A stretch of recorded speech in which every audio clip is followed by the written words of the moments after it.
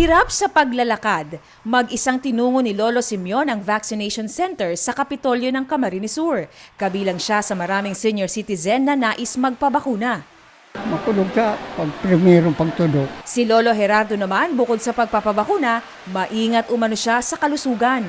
Ang sigarilyo, arak, mga 30 years ko ng pighali sa buhay ko. Sa tala ng Camarines Sur Vaccination Operation Center, nasa 44% na ang nabakunahan sa A2 o mga senior citizen at 27% na rin sa mga persons with comorbidities o kabilang sa A3 priority.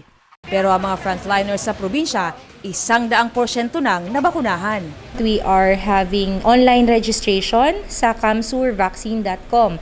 Para magkaroon po kayo ng schedule for vaccination, all you have to do is register again sa camsurvaccine.com and then iti-text po kayo ng inyong schedule kung saan po kayong vaccination site pupunta. Bili ng doktor sa mga nabakunahan, maaaring may maramdaman pero normal lamang daw ito. Kadaklan man po, ang mga bakunatan, pwede magkaigwaning trangkaso, kulughawak, tsaka pangangalay ng kamot na pwede taman inuman ng mga over-the-counter na bulong.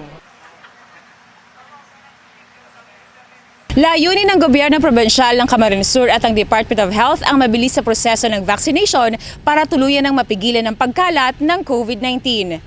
May Di Maano, Camsur News.